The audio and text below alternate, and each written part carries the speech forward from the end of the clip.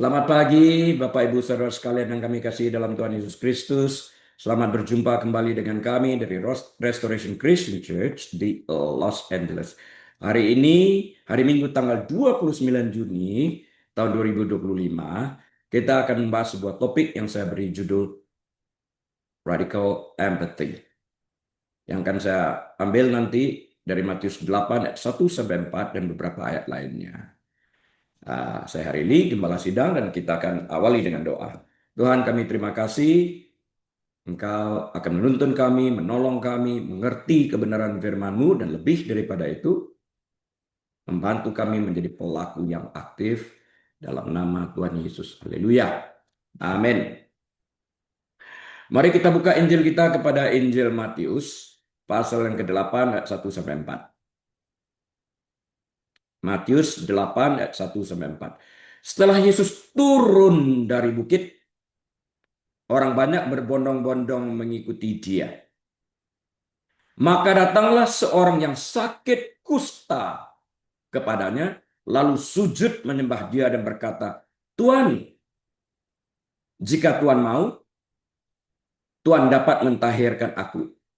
Ayat 3. Lalu Yesus mengulurkan tangannya, menjamah orang itu, dan berkata, aku mau, jadilah engkau tahir. Seketika itu juga tahirlah orang itu daripada kustanya. Lalu Yesus berkata kepadanya, ingatlah, janganlah engkau memberitahukan hal ini kepada siapapun, tetapi pergilah, perlihatkanlah dirimu kepada imam, dan persembahkanlah persembahan yang diperintahkan Musa sebagai bukti bagi mereka. Nah, hari ini kita akan belajar tentang Yesus yang menunjukkan empati terhadap orang-orang terbuang. Salah satunya ini adalah orang kusta. Dulu kan orang kusta kan terasing, terbuang. Mereka harus menjerit-jerit, najis-najis dan sebagainya.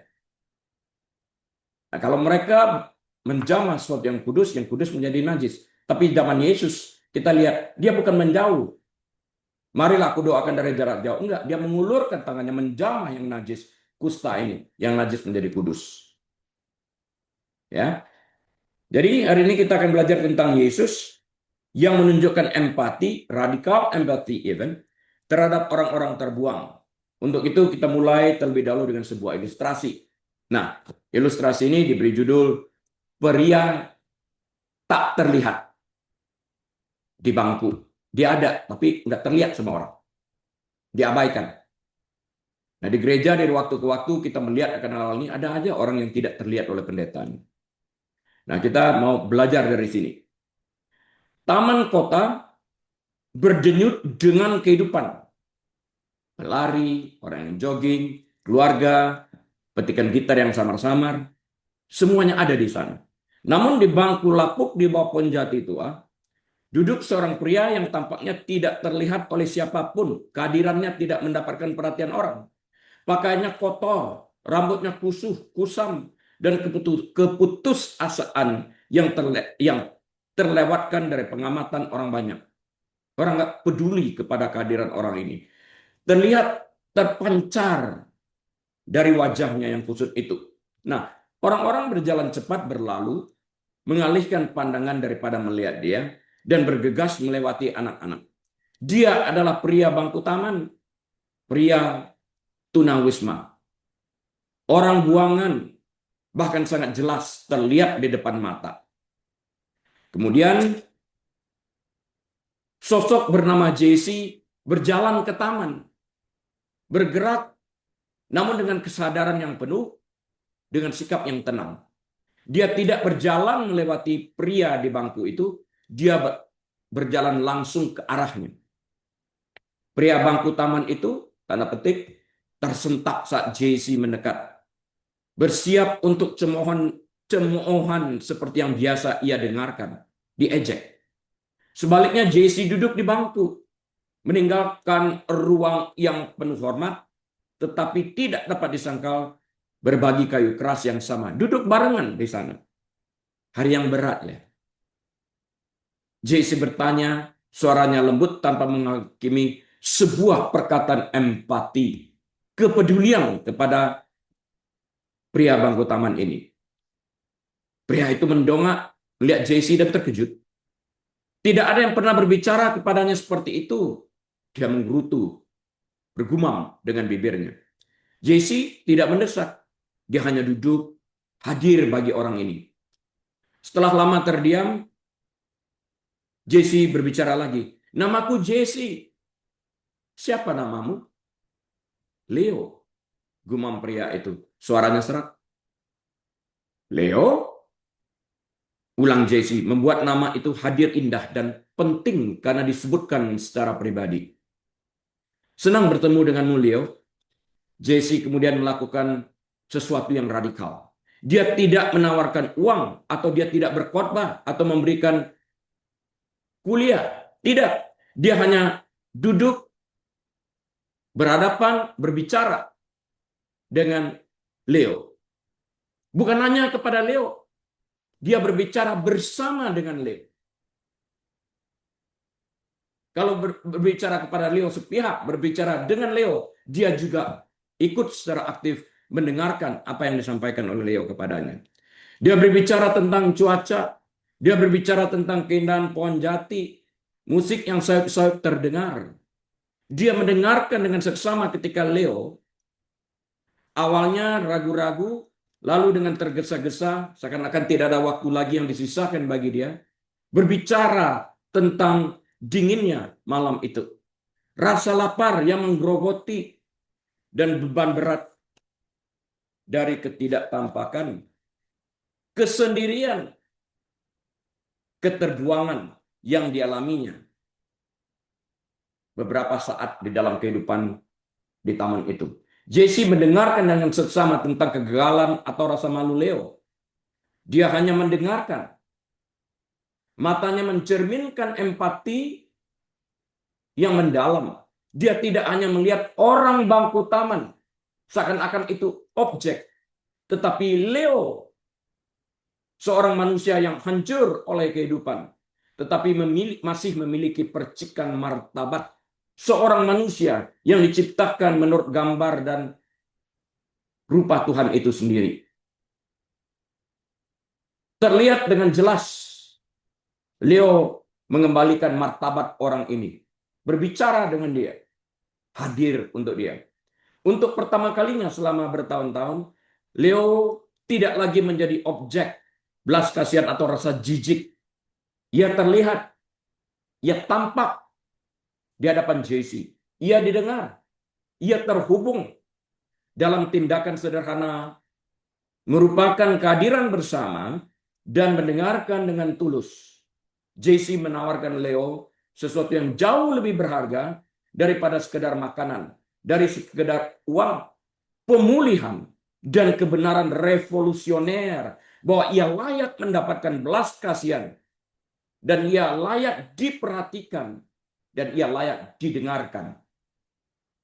Manusia seperti kita sekalian. Empati adalah kemampuan untuk memahami dan berbagi perasaan orang lain, merupakan landasan kasih sayang dan hubungan antar manusia.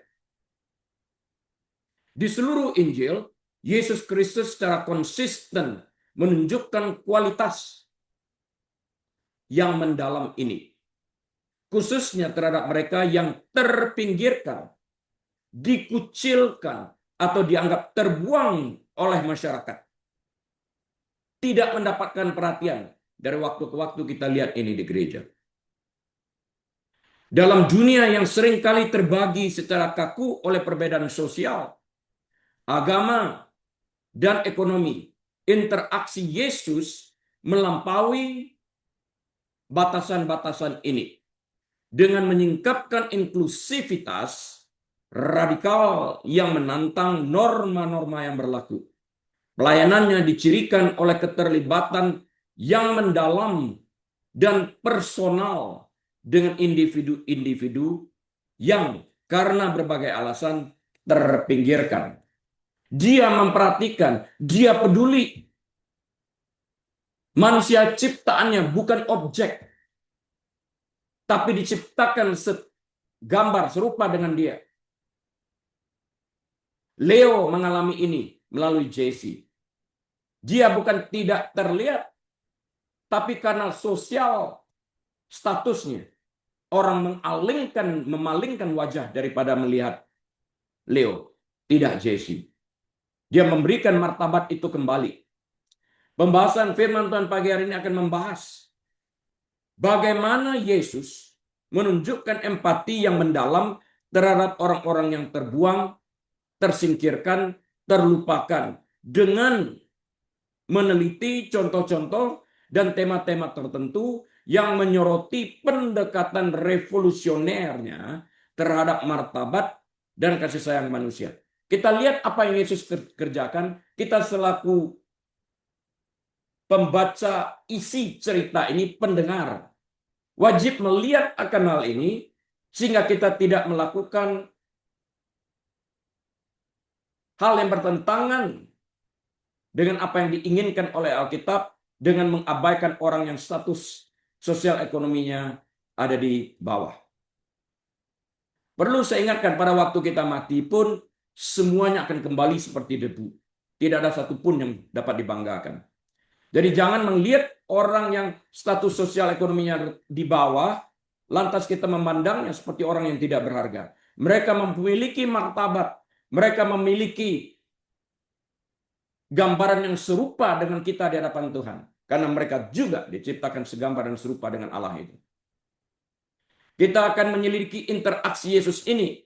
Kita akan mempelajarinya. Dan kita akan dapat mengikuti teladan ini. Kita akan menyelidiki interaksi Yesus ini dengan orang kusta. Dengan orang Samaria. Dengan pemungut cukai. Zakius misalnya. Wanita yang tertangkap berzina. Dan orang yang kerasukan setan. Dengan mengilustrasikan bagaimana tindakan dan ajaran Yesus secara konsisten membawa kesembuhan, penerimaan, kepedulian, dan pemulihan bagi mereka yang telah ditinggalkan masyarakat. Kita harus memiliki empati seperti yang dimiliki oleh Yesus ini. Jangan sampai ada orang yang karena status sosial ekonominya, kita abaikan mereka, melanggar kebenaran firman Tuhan untuk berbagi kasih sayang ini. Terjadi di gereja, orang-orang tertentu dilewatkan, tidak ditumpangin tangan, tidak didoakan, hanya karena status sosial ekonomi. Bagi para hamba Tuhan yang kebetulan mendengarkan ini, saya rasa kita perlu berbenah diri di dalam hal ini.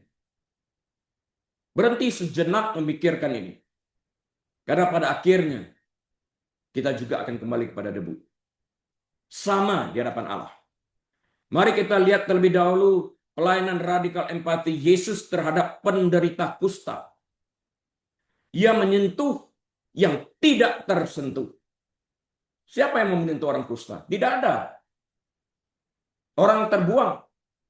Menurut hukum Taurat, jika yang kudus menyentuh yang najis, maka yang kudus menjadi najis. Di sini kita melihat Yesus menyentuh orang kusta yang dipandang sebagai najis oleh masyarakat kuno Israel. Apa yang terjadi? Yang najis menjadi whole. Artinya penyakit kustanya hilang total dan ia tidak lagi najis. Ini luar biasa. Di Israel kuno, kusta bukan hanya sekedar penyakit fisik. Bukan.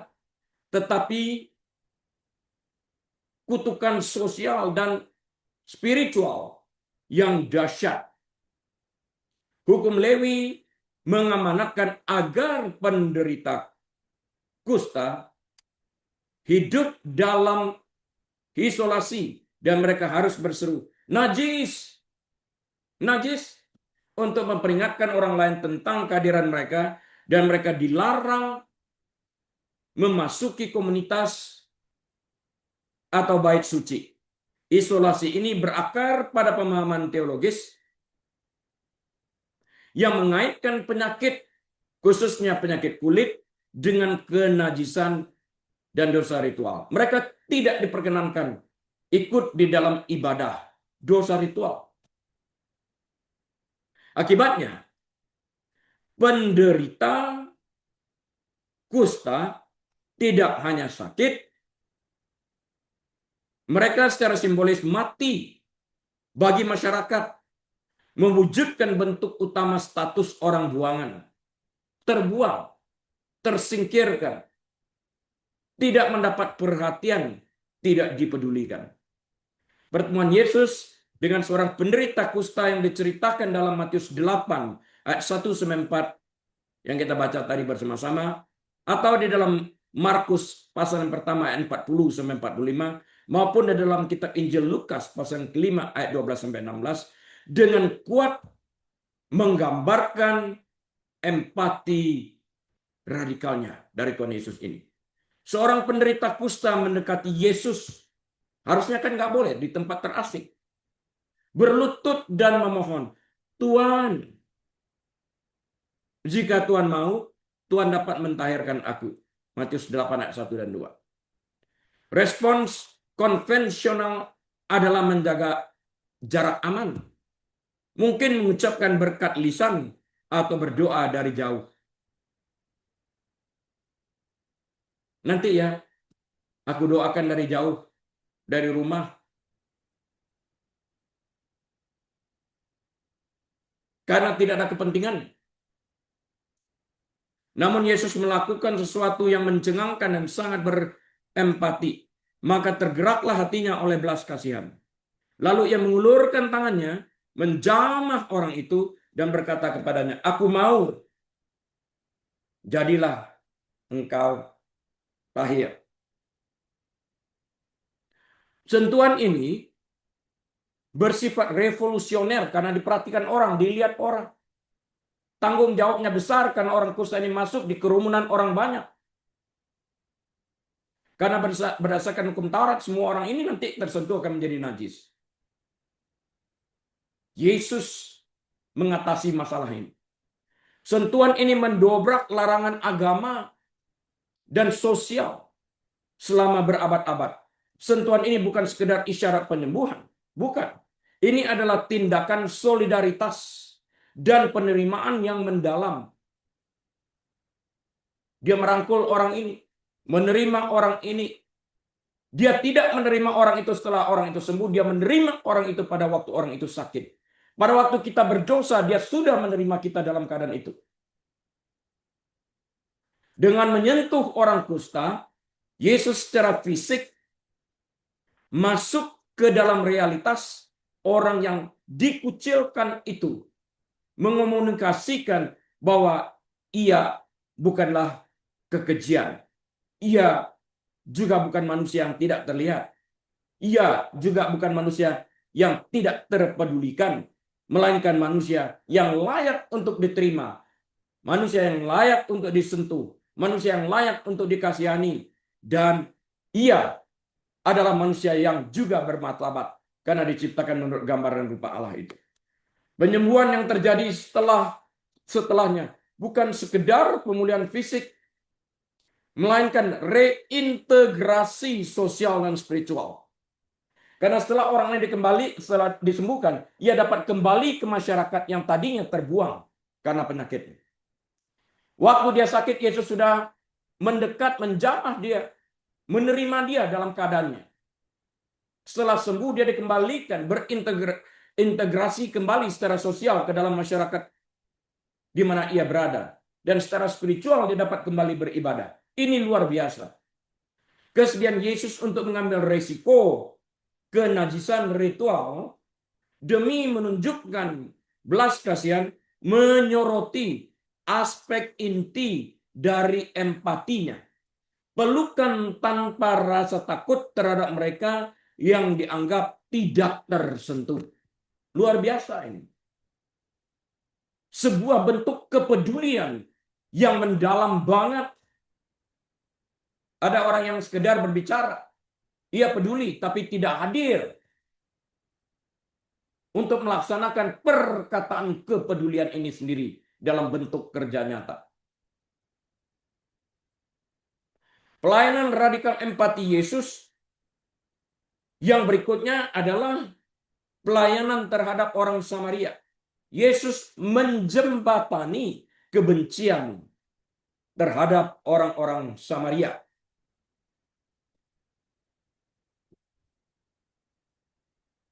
Kita tahu terjadi permusuhan antara orang Yahudi dan orang Samaria di Israel Utara pada abad pertama. Dan itu sangat mengakar dalam yang berasal dari perbedaan sejarah, agama, dan etnis. Hari-hari ini perbedaan sejarah agama dan etnis yang menimbulkan kebencian masih kita lihat di seluruh dunia ini. Orang Samaria dianggap sebagai keturunan campuran. Ibadah mereka dianggap tidak sah. Dan kehadiran mereka dianggap menajiskan oleh banyak orang Yahudi. Mereka dikucilkan karena keturunan dan kepercayaan seringkali menjadi sasaran penghinaan dan pengucilan terbuka. Praktek umum orang Yahudi adalah menghindari wilayah orang Samaria sama sekali. Orang Yahudi lebih memilih rute yang jauh lebih panjang di sekitar wilayah mereka demi untuk menghindari daerah Samaria. Kalau dari poin A ke poin C harus melewati poin B yang adalah daerah Samaria, mereka cenderung untuk berputar melalui D, E, dan sebagainya untuk sampai ke C.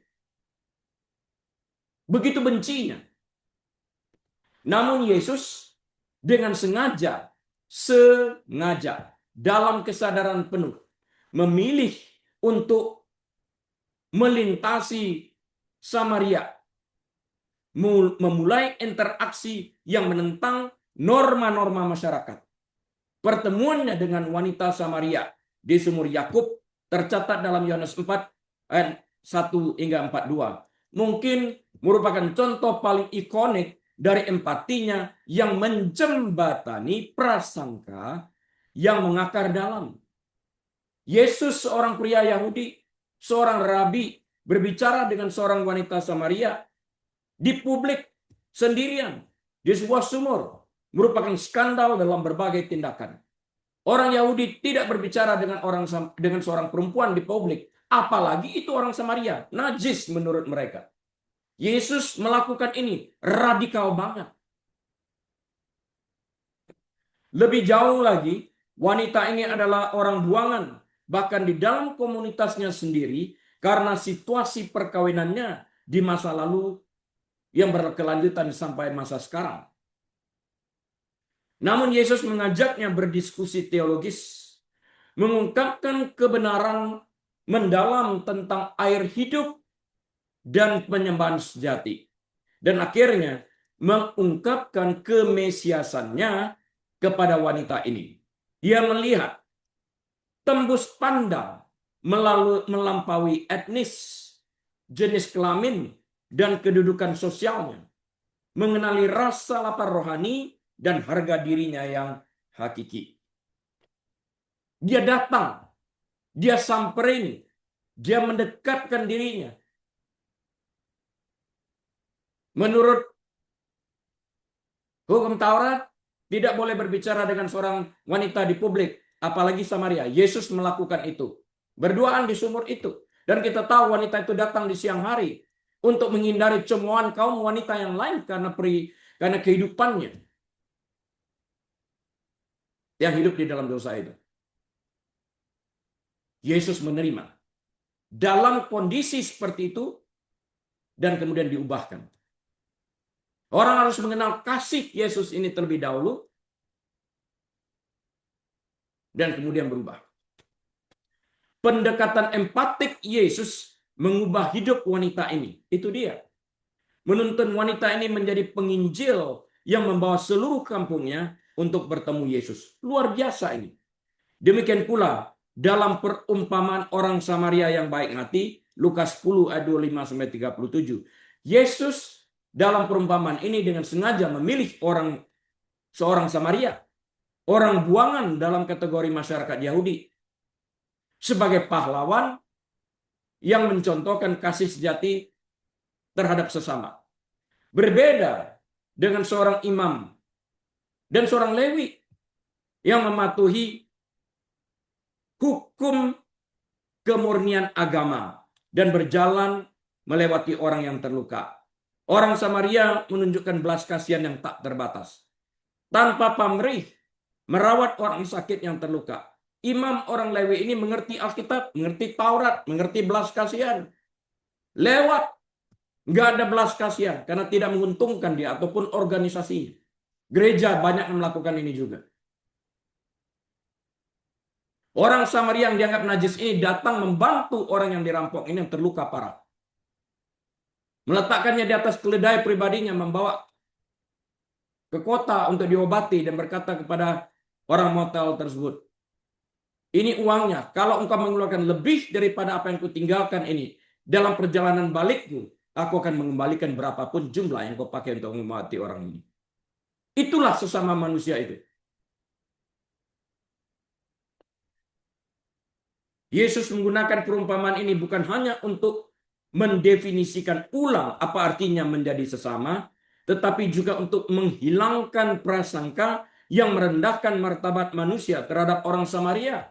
Di sini dia mengangkat martabat orang Samaria ini dengan menampilkan mereka sebagai orang yang mampu menunjukkan kasih dan empati yang luar biasa, bahkan melebihi orang Lewi yang adalah imam ini, sehingga menantang para pendengarnya untuk memperluas belas kasih mereka melampaui batas-batas sosial dan agama mereka sendiri.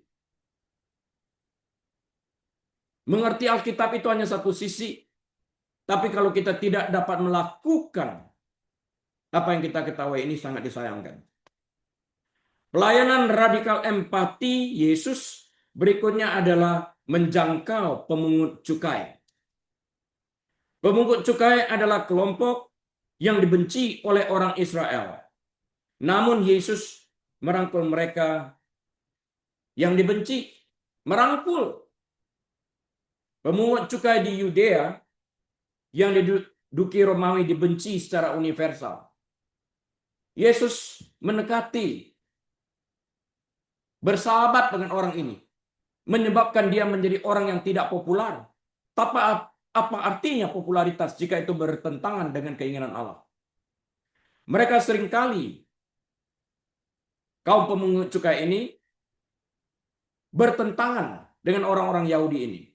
Mereka seringkali adalah orang Yahudi yang bekerja sama dengan para penindas Romawi, memeras uang dari orang-orang mereka sendiri, bangsa mereka sendiri, dan seringkali memperkaya diri mereka sendiri dalam proses memungut pajak ini. Mereka dipandang sebagai pengkhianat, tidak suci secara ritual, dan pendosa tingkat tinggi. Seringkali mereka dikelompokkan bersama pelacur dan penjahat terkenal. Secara sosial dan agama, mereka adalah orang buangan utama.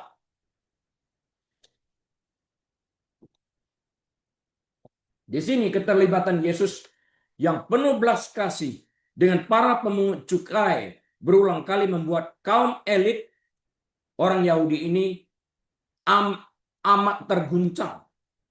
Kaum elit agama ini terguncang melihat apa yang Yesus lakukan ini. Ia memanggil Lewi, Matius belakangan namanya, dari bilik cukainya untuk menjadi salah satu muridnya. Matius sebelum menjadi murid Yesus bernama Lewi. Tindakan ini sendiri merupakan tindakan revolusioner.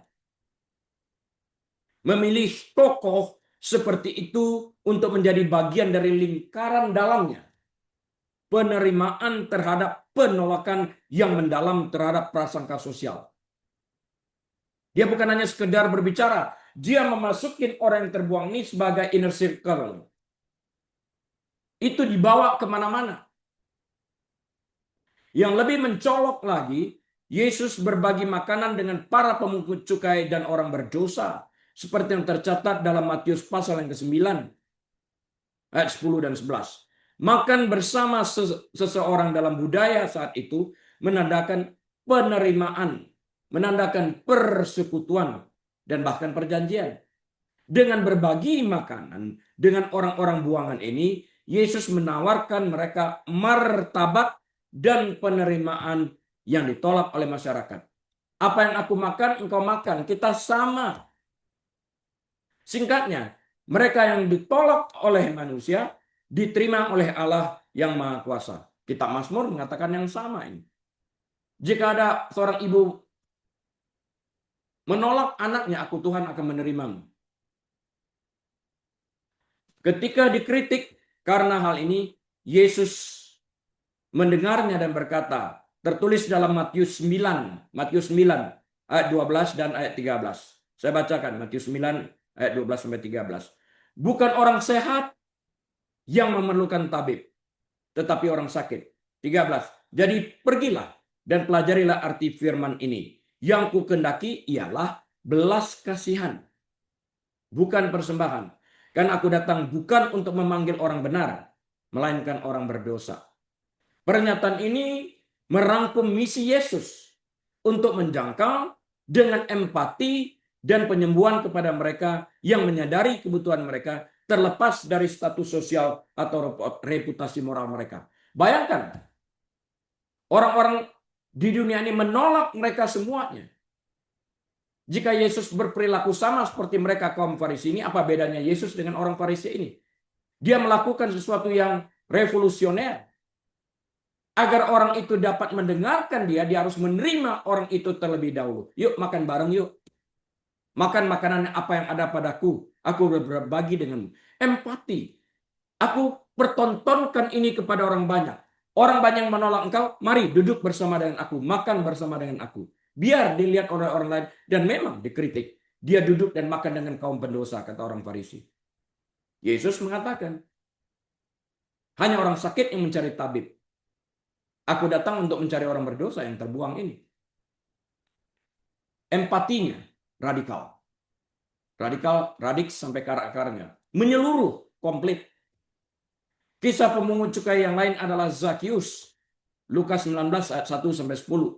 Ia, Zakius, adalah seorang kepala pemungut cukai di Yeriko. Di sini Yesus mencontohkan lebih jauh lagi tentang empatinya yang radikal. Zakius yang bertubuh pendek dan ingin sekali melihat Yesus memanjat pohon ara. Dia memanjat pohon ara karena dia ingin lihat. Alih-alih mengabaikannya atau mengutuknya.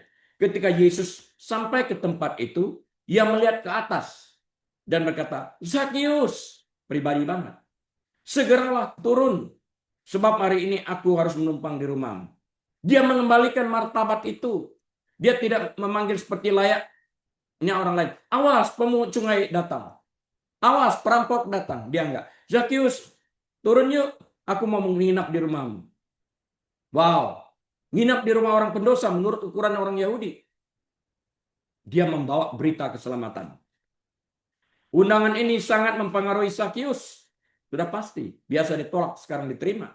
Membuatnya mengakui dosa-dosanya dan berjanji untuk mengembalikan 4 kali lipat dari apa yang telah diperasnya dan memberikan setengah dari harta miliknya kepada orang miskin.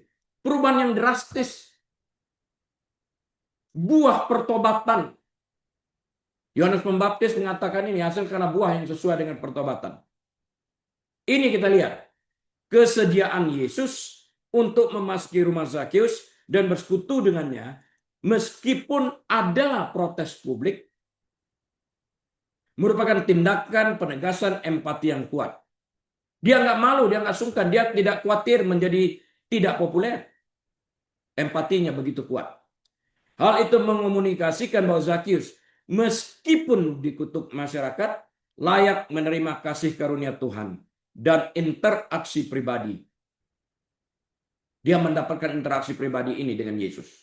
Yesus mengakhiri pertemuan itu dengan mengatakan Lukas 19 ayat 10. Sebab anak manusia datang untuk mencari dan menyelamatkan yang hilang. Ini Zakius yang mencarinya. Yang menggarisbawahi misi empatinya kepada mereka yang terasing secara sosial dan secara spiritual. Pelayanan radikal empati Yesus berikutnya adalah menjangkau kaum wanita dengan menjunjung martabat mereka dalam masyarakat patriarkat. Dalam masyarakat Yahudi abad pertama, perempuan meskipun dihormati dalam unit keluarga, di dalam keluarga masing-masing, seringkali memiliki status bawahan di luar rumah. Kesaksian mereka tidak dapat diterima di pengadilan. Wanita nggak bisa bersaksi di pengadilan. Bukan level mereka. Mereka sebagian besar dikucilkan dari kehidupan keagamaan publik dan kedudukan sosial mereka, bergantung kepada para kerabat laki-laki mereka. Perempuan tertentu seperti pelacur, mereka yang memiliki penyakit kronis, atau mereka yang tidak memiliki anak, menghadapi marginalisasi dan stigma yang jauh lebih besar. Yesus merombak ini semuanya. Kita lihat siapa yang pertama kali datang di kuburan Yesus setelah ia bangkit. Kaum wanita. Siapa yang memberitakan kabar sukacita ini dengan para rasul? Wanita. Siapa yang memberitakan Injil tentang siapa Yesus itu sampai sekampung orang sekampungnya bertobat? Orang Samaria yang bertemu dengan Yesus di sumur Yakub itu. Dia mengangkat derajat ini. Yesus secara konsisten menantang norma-norma masyarakat ini, menunjukkan empati dan rasa hormat yang mendalam terhadap perempuan. Karena Alkitab jelas berkata, Ia menciptakan mereka laki dan perempuan, serupa segambar dengan Dia. Male and female created He in His image. Bukan hanya laki. Karena itu dia berpegang kembali kepada pernyataan ini, menaikkan derajat wanita yang direndahkan oleh manusia ini. Jadi sekali lagi, Yesus secara konsisten menantang norma-norma masyarakat ini. Menunjukkan empati dan rasa hormat yang mendalam terhadap perempuan. Ia melibatkan mereka dalam wacana publik, mengajar mereka, dan menghormati iman mereka. Maria dan Marta salah satu buktinya. Perempuan yang menderita perdarahan. Markus 5 ayat 25 sampai 34 yang telah menderita selama 12 tahun dan najis secara ritual dengan berani mencari Yesus. Nggak boleh kan wanita mengalami perdarahan ada di tengah-tengah kerumunan publik berdasarkan hukum Taurat. Ya, alih-alih menegurnya karena menyentuhnya, Yesus meneguhkan iman wanita ini dengan secara terbuka menyatakan bahwa dia telah disembuhkan, memulihkannya tidak hanya pada kesehatan fisik, tetapi juga pada kemurnian sosial. Direintegrasikan kembali seperti orang kusta tadi, dan dapat beribadah kembali. Pertanyaannya yang penuh belas kasih, siapa yang menjamah aku? Dan penegasannya selanjutnya membawanya keluar dari bayang-bayang anonimitas dan rasa malu. Tersingkirkan, tidak terlihatkan, terkucilkan, diterima dan direintegrasikan kembali ke dalam masyarakat. Luar biasa konsep konselingnya. Serupa dengan itu, Yesus tidak mengutuk perempuan yang tertangkap berzina. Enggak. Yohanes 8 ayat 1 sampai 11. Tidak memandang rendah. Tidak sama sekali. Yang dibawa ke hadapannya oleh para pemimpin agama yang berusaha menjebak Yesus. Sementara para penuduhnya siap melempari dia dengan batu, Yesus membungkuk, menulis di tanah, dan menantang mereka dengan berkata, barang siapa di antara kamu tidak berdosa, hendaklah ia yang pertama melemparkan batu kepada perempuan itu. Yohanes 8 ayat 7. Ini perkataan ini dikatakan untuk mengatakan kepada orang-orang Farisi yang membawa wanita yang tertangkap berzina ini, kamu tidak melakukan hukum Taurat. Harusnya berdasarkan hukum Taurat, mereka yang menangkap wanita seperti ini sudah sejak tadi saat menangkapnya melempar dia, merajam dia dengan batu. Sekarang membawa kepadaku dan bertanya tentang hukum Taurat. Sedangkan kamu sendiri tidak percaya hukum Taurat, karena itu aku ulang. Ada yang nggak berdosa? Silakan. Lempar dia dengan batu. Mereka semua tahu mereka berdosa. Ini radikal banget. Empati ini tunjukkannya kepada wanita yang tersingkirkan di dalam society ini. Penerimaan yang dalam.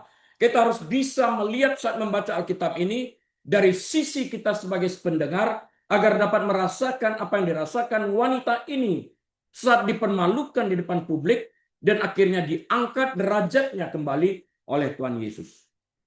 Luar biasa. Empatinya terhadap situasi putus asa yang dialami perempuan itu menyelamatkan hidupnya dan memberinya kesempatan untuk menebus dosanya. Dengan berkata, pergilah dan jangan berbuat dosa lagi mulai dari sekarang. Nggak ada hukuman. Hukumannya sudah diterima. Rasa malu, rasa dilecehkan, rasa direndahkan. Saat diperhadapkan kepada Yesus oleh orang-orang Farisi ini, ahli Taurat ini, dan rakyat yang berkumpul. Rasa malu itu telah menghukum dia. Yesus tidak akan menghukumkan, hukuman itu sudah dijalankan. Berapa banyak orang tua setelah anaknya dihukum di sekolah, pulang ke rumah dihukum sekali lagi. Not good. Sudah selesai hukuman ini. Pergilah dan jangan berbuat dosa lagi. Bahkan dalam interaksinya dengan Marta dan Maria, Yesus membenarkan kapasitas intelektual dan spiritual kaum wanita. Ketika Marta mengeluh bahwa Maria tidak membantunya mengerjakan tugas-tugas di dapur, mempersiapkan makanan bagi Yesus, Yesus memuji Maria karena Maria telah melakukan sesuatu yang terbaik. Maria telah memilih bagian yang terbaik, kata Yesus, yang tidak akan diambil daripadanya, yaitu mendengarkan ajaran Yesus. Lukas 10 ayat 38-42. Peningkatan pengejaran spiritual perempuan ini di atas peran-peran domestik tradisional adalah radikal, menempatkan mereka pada posisi-posisi ini.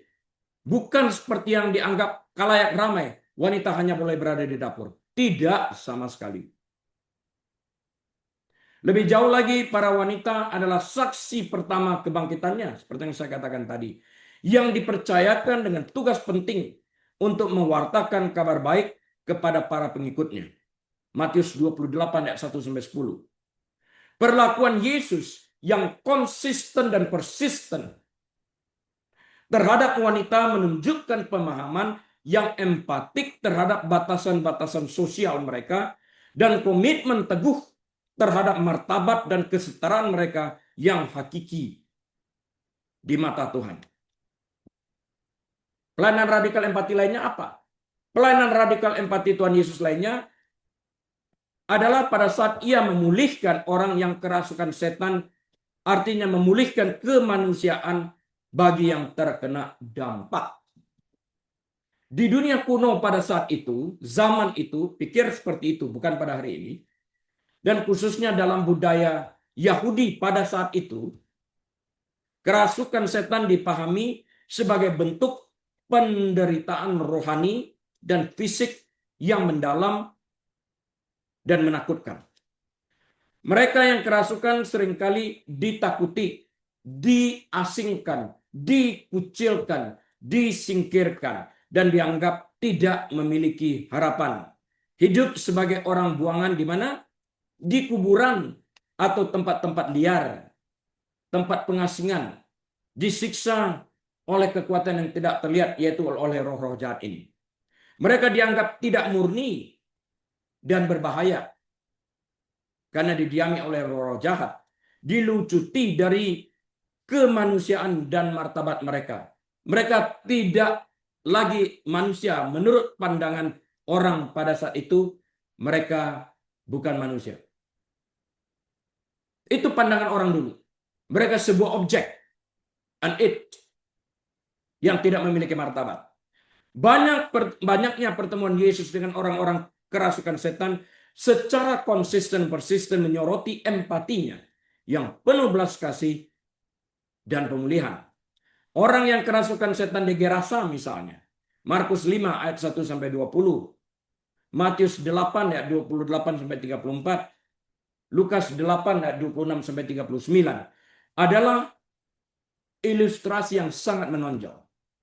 Orang ini hidup dalam isolasi di antara kuburan, tidak terikat oleh rantai, dia buas, didorong oleh pasukan setan yang tidak terkendali. Dia adalah sosok yang sangat menakutkan. Orang buangan, bahkan dari struktur dasar masyarakat manusia, dia sudah tersingkirkan. Ketika Yesus menemuinya, Dia tidak mundur karena takut atau jijik. Dia justru mendekatkan dirinya. Sebaliknya, Yesus berhadapan langsung dengan setan-setan itu, menunjukkan otoritasnya atas mereka. Penyembuhan itu dramatis. Orang itu kembali waras, berpakaian dan duduk di kaki Yesus, dan orang itu dikembalikan kepada masyarakatnya, kepada keluarganya. Reintegrasi. Setiap kali, nah saya ulang dari sejak tadi, reintegrasi. Dalam pelayanan konseling pun kita bertujuannya adalah mereintegrasi orang yang telah sembuh itu kembali kepada masyarakat. Yang terpenting, empati Yesus melampaui pengusiran setan. Lebih daripada itu, ketika orang itu yang sekarang sudah sembuh memohon untuk menemani Yesus, Yesus malah memerintahkannya, pulanglah ke rumahmu, kepada orang-orang sekampungmu, dan beritahukanlah kepada mereka segala sesuatu yang telah diperbuat oleh Tuhan atasmu, dan bagaimana ia telah mengasihi engkau. Markus 5 ayat 19. Perintah ini sangat berempati. Kepada orang kusta tadi, jangan ngomong doang. Datang, tunjukkan dirimu. Ini lebih bermanfaat. Ini kesaksian hidup atas apa yang Tuhan telah kerjakan. Perintah itu mengesahkan pengalaman orang itu, memberinya kekuatan, dan memberinya tujuan, dan mengembalikannya ke masyarakat. Reintegrasi. Itu adalah undangan untuk berintegrasi kembali ke dalam komunitasnya, bukan sebagai orang buangan, tetapi sebagai saksi belas kasih ilahi. Dimulai oleh Yesus yang menerimanya dan mengutusnya, memberikan jabatan sebagai saksi terhadap apa yang Tuhan telah kerjakan. Tuhan menerima dia terlebih dahulu dan mengembalikannya kepada komunitasnya. Tindakan Yesus menunjukkan bahwa mereka yang menderita bentuk-bentuk penderitaan yang paling ekstrem tidak berada di luar jangkauan kasih dan pemulihan ilahi. Ia melihat kemanusiaan mereka di balik lapisan-lapisan siksaan, kekecewaan, kepedihan, ketertolakan ini. Rasa sakit terluka yang mendalam ini. Ia tidak hanya menawarkan kelegaan dari penderitaan, tetapi juga integrasi kembali, atau bahasa lainnya reintegrasi. Dan martabat mereka dikembalikan. Summary saya pada pagi hari ini adalah, pelayanan Yesus merupakan demonstrasi empati yang tidak henti-hentinya terhadap orang buangan. Radical empathy. Empati yang radikal. Yang menantang norma sosial, agama, dan budaya pada zamannya. Dia berani melakukan ini secara radikal. Dia siap untuk tidak menjadi populer. Tapi kebenaran harus dilaksanakan. Dari penderita kusta yang tak tersentuh hingga orang Samaria yang dibenci, pemungut cukai yang dikucilkan, perempuan yang tersingkirkan, dan orang yang kerasukan setan yang ditakuti. Yesus secara konsisten mengulurkan belas kasih, penerimaan, dan penyembuhan. Ia tidak sekedar mengasihi mereka dari kejauhan, tidak.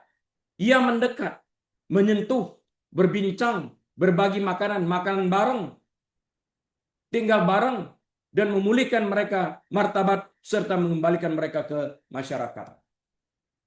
Dia siap menerima titel tidak populer ini. Jumlah muridnya nggak banyak, tapi kita lihat dampaknya sampai hari ini tidak tertahankan.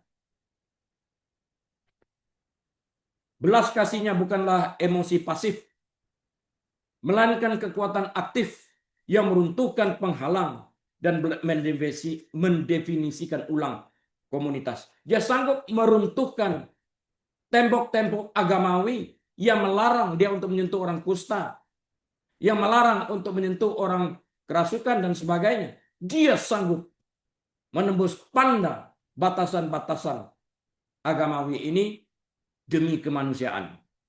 Dan dia mendefinisikan ulang komunitas. Empatinya berakar pada pemahaman mendalam. Pemahaman mendalam. Saya ulang, pemahaman mendalam tentang penderitaan manusia dan keinginan yang kuat untuk mengembalikan individu ke kemanusiaan penuh dan tempat yang seharusnya dalam keluarga Allah. Jangan ditolak. Interaksi Yesus dengan orang buangan menjadi model abadi untuk belas kasih yang sejati, yang mendorong para pengikutnya, kita sekalian, untuk melihat melampaui perbedaan yang dangkal dan label sosial, untuk melihat nilai yang melekat pada setiap individu, untuk mengulurkan kasih karunia dan penerimaan kepada mereka yang sering diabaikan atau dikesampingkan, disingkirkan. Dalam dunia yang masih bergulat dengan isu-isu marginalisasi dan eksklusi, empati radikal Yesus tetap menjadi panggilan yang kuat dan abadi untuk belas kasih. Menantang kita untuk menjembatani kesenjangan, merangkul mereka yang ditolak, diabaikan, dikucilkan, dihina dan direndahkan, dan menawarkan harapan dan martabat bagi kita semua. Amin. Tuhan Yesus, kami terima kasih Engkau baik. Kami sudah selesai mendengarkan firman-Mu. Biarlah saat ini giliran kami untuk mendemonstrasikan radikal empati ini. Terima kasih Tuhan. Jemaat yang dikasih Tuhan, angkat kedua tangan, buka pintu hati. Terimalah berkat Tuhan. Tuhan memberkati engkau dan melindungi engkau. Tuhan menyinari engkau dengan wajahnya dan memberi engkau kasih karunia. Tuhan menghadapkan wajahnya kepadamu dan memberi engkau damai sejahtera. Tuhan akan membuat engkau menjadi kepala, bukan ekor. Naik, tidak pernah turun. Dia berkati saat engkau masuk, dia berkati saat engkau keluar, dia berkati bakulmu, diberkati tempat adonanmu, diberkati kandunganmu, diberkati pekerjaanmu, diberkati kesehatanmu, diberkati rumah tanggamu, diberkati anak cucumu. Apapun yang kau kerjakan dengan kedua tanganmu, Tuhan membuat engkau berhasil sehingga nama Tuhan dipermuliakan. Biarlah kita boleh membuka lembaran waktu kita ini dengan hati penuh dengan ucapan syukur dan terima kasih dengan hikmat marifat dari Allah Bapa, damai sejahtera dari Tuhan Yesus dalam persekutuan yang manis dan erat bersama dengan Tuhan Allah Roh Kudus saat ini sampai selama-lamanya. Yesus Tuhan datang kali keduanya menyebut kita semua yang percaya kepadanya. Haleluya. Amin. Baik, Bapak Ibu Saudara sekalian, atas izin Tuhan, kita akan berjumpa kembali minggu depan. Dari Los Angeles, saya Rili mohon diri. Shalom.